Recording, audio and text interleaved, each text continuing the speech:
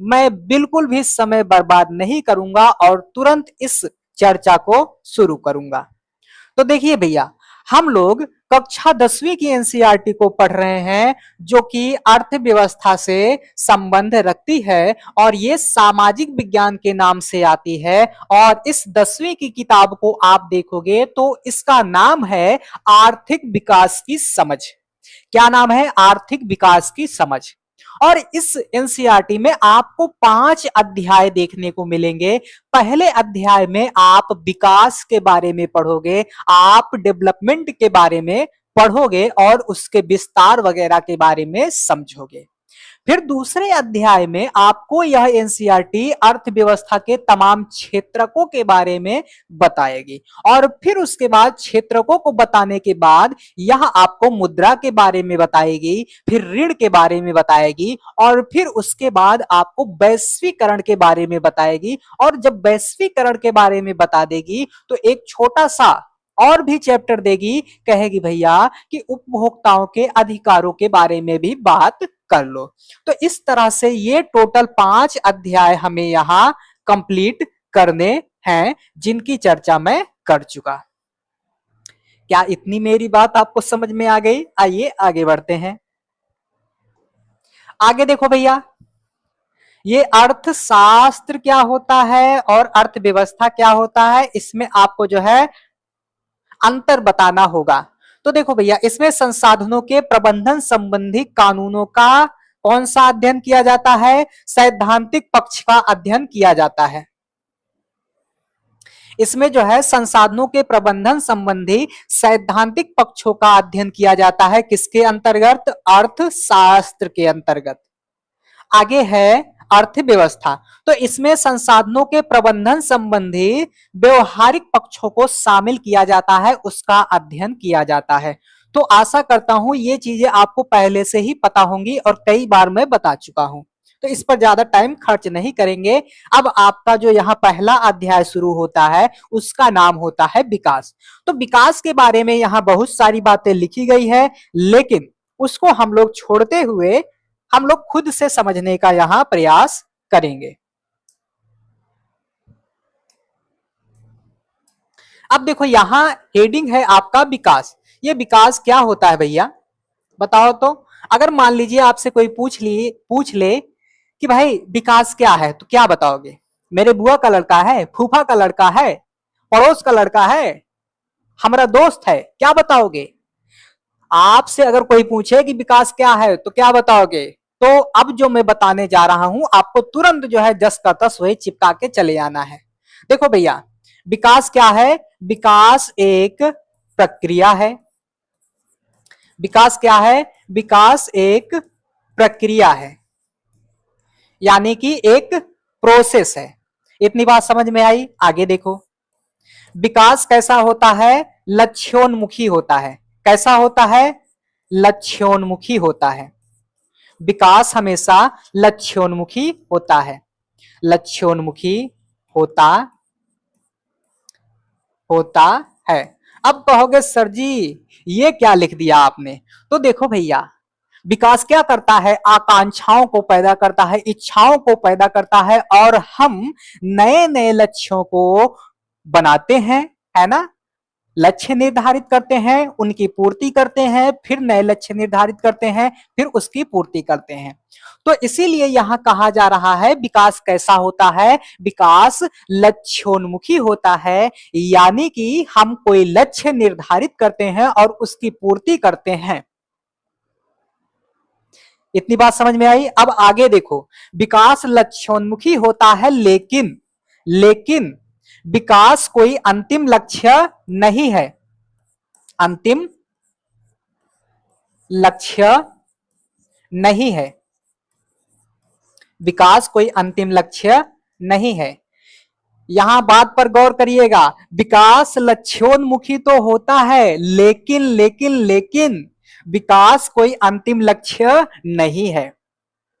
जैसे मान लीजिए आपने कोई लक्ष्य निर्धारित किया, आपने कोई लक्ष्य निर्धारित किया कि भैया ये लक्ष्य मुझे इसकी प्राप्ति करना है और आपने उस लक्ष्य को प्राप्त कर लिया, जब लक्ष्य को आपने प्राप्त कर लिया, फिर वहां से आप क्या करते हो, अगला लक्ष्य निर्धारित करते हो कि ये तो हमने पूरा कर लिया, अगला लक्ष्य हमारा अब ये होगा। तो विकास लक्ष्योन्मुखी होता है, यानी कि लक्ष्य के बाद भी लक्ष्य बनता जाता है। तो इसीलिए कहा गया है कि विकास कोई अंतिम लक्ष्य नहीं है, विकास कोई अंतिम लक्ष्य नहीं है। इतनी बात समझ में आई, आ गई होगी। अब वही चीज यहां आपका लिखा गया है भैया, देखो वही चीज यहां लिखा गया है कि विकास एक प्रक्रिया है और विकास कोई अंतिम लक्ष्य नहीं है, विकास कोई अंतिम पायदान नहीं है। क्या इतनी बात विकास के बारे में आपको समझ में आ गई? हाँ बिल्कुल आ गई। आगे बढ़ो।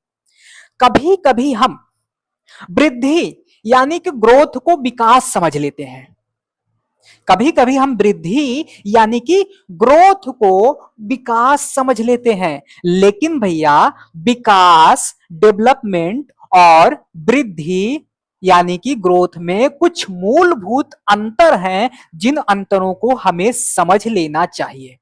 अब देखिए, वृद्धि का मतलब होता है किसी भी क्षेत्र में, किसी भी चीज में बढ़ोतरी। यहां कुछ उदाहरण भी दिए गए हैं।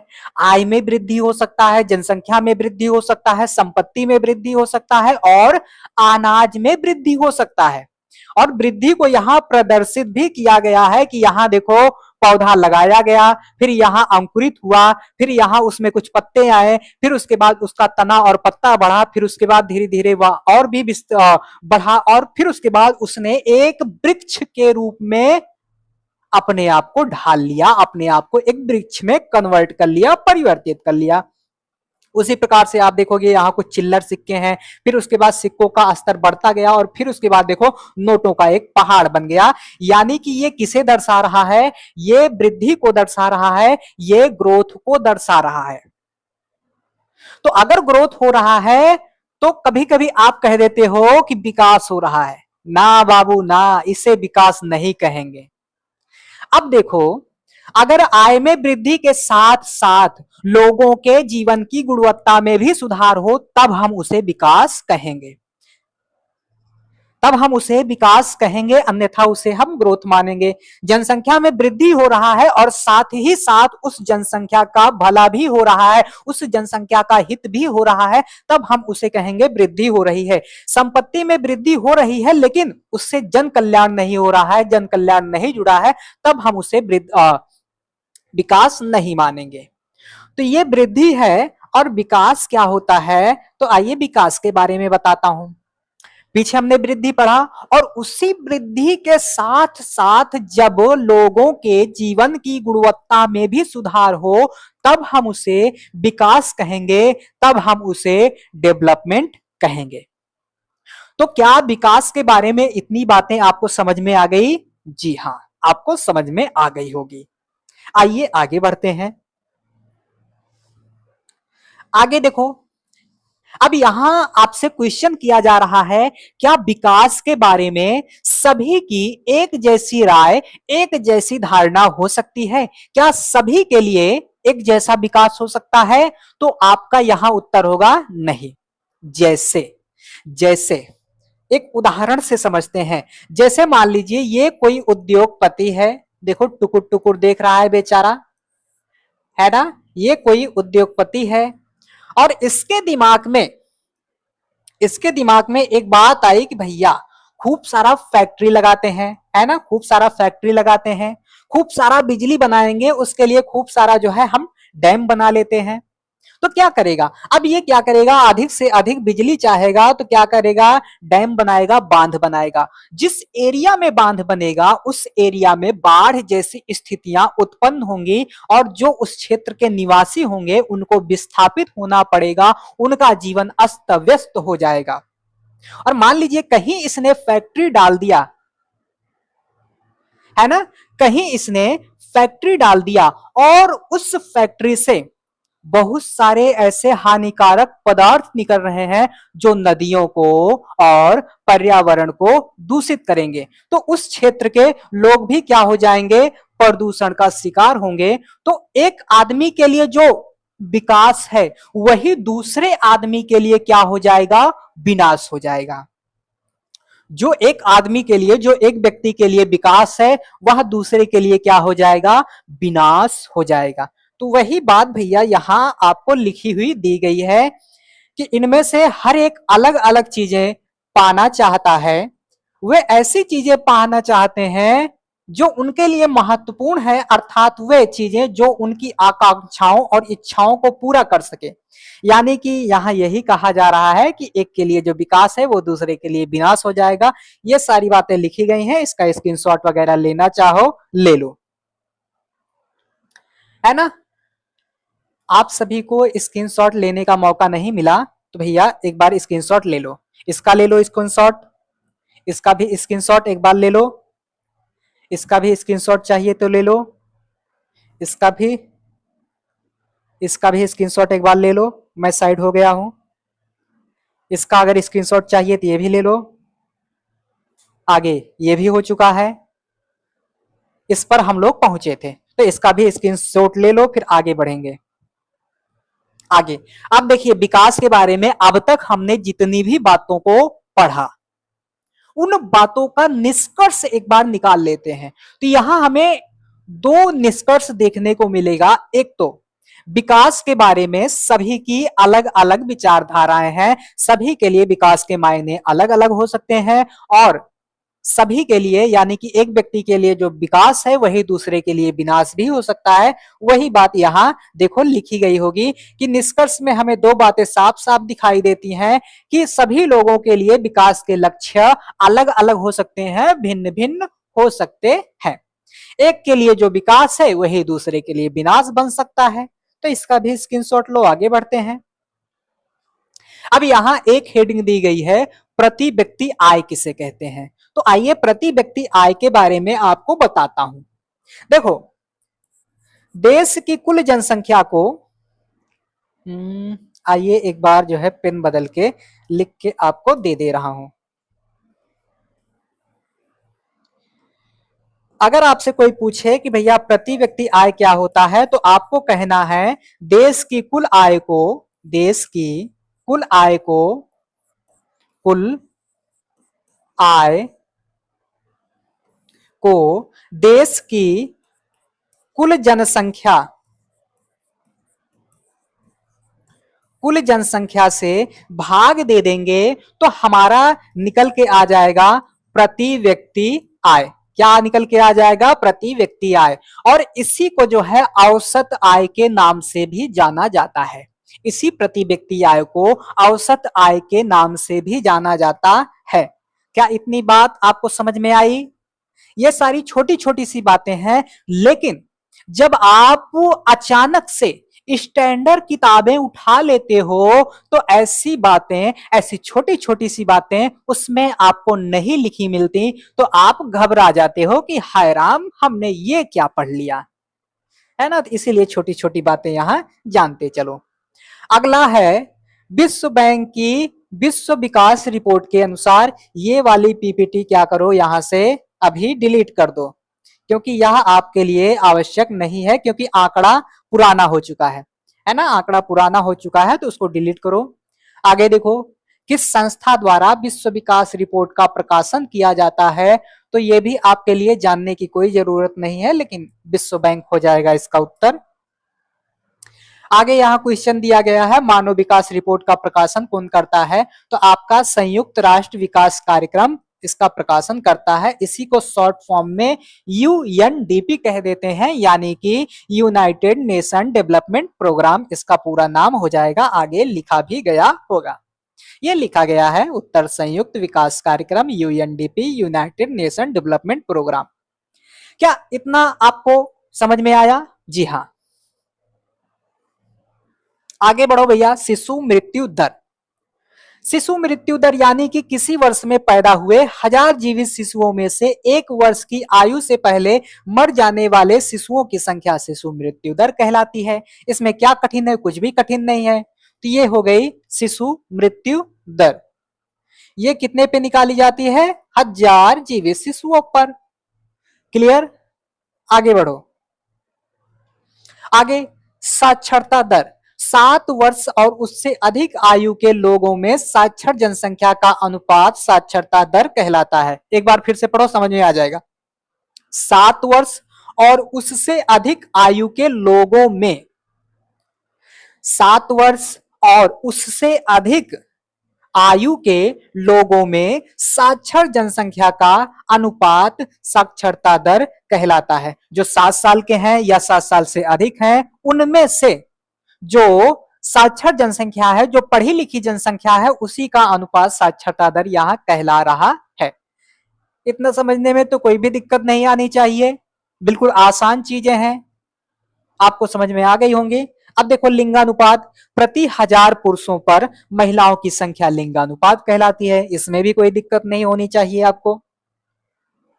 आगे निवल उपस्थिति अनुपात, निवल उपस्थिति अनुपात, इससे जो है आप अगर आगे पढ़ो स्टैंडर्ड किताबों के अंतर्गत तो ज्यादा फायदेमंद होगा, लेकिन छोटी सी चर्चा है, देख लो देखने में क्या जा रहा है, बाकी इसकी कोई जरूरत यहां पर अभी नहीं है।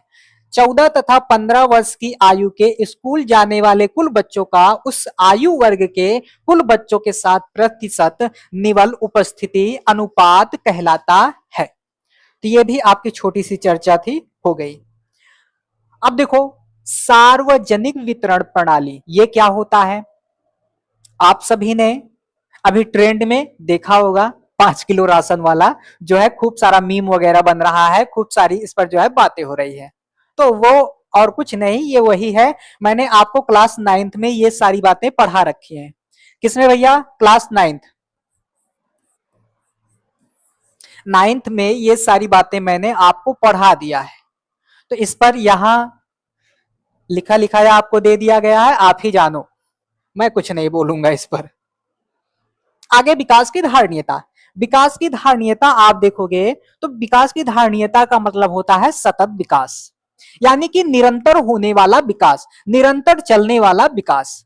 हम आज के टाइम पर क्या कर रहे हैं? संसाधनों का अत्यधिक दोहन कर रहे हैं। हम जमीन से जो है भूमिगत जल को निकाल ले रहे हैं, खूब सारा कच्चा तेल वगैरह निकाल ले रहे हैं, और भी पर्यावरण को नुकसान पहुंचाते जा रहे हैं। बहुत सारे पेड़ पौधों को काटते जा रहे हैं, अरावली वगैरह जैसी पर्वतमालाओं को हम लोग जो है नष्ट करने का प्रयास कर रहे हैं। तो ऐसे में आगामी आने वाली पीढ़ियों के लिए संकट उत्पन्न हो सकता है, खतरा उत्पन्न हो सकता है, और भूमिगत जल का दोहन हम इतना अधिक कर ले रहे हैं भैया कि किसी साल अगर मौसम मानसून गड़बड़ाया तो हम लोग पानी पीने के लिए तरस जाएंगे। और बहुत सारे ऐसे अपने पड़ोसी देश हैं, खूब सारा कच्चा तेल वगैरह जो है निकाल ले रहे हैं, है ना, जितने भी खाड़ी देश हैं ये खूब सारा कच्चा तेल वगैरह निकाल ले रहे हैं। आने वाले समय में इनकी जो अगली पीढ़ियां आएंगी वो कच्चा तेल, कच्चा माल के लिए तरस जाएंगी।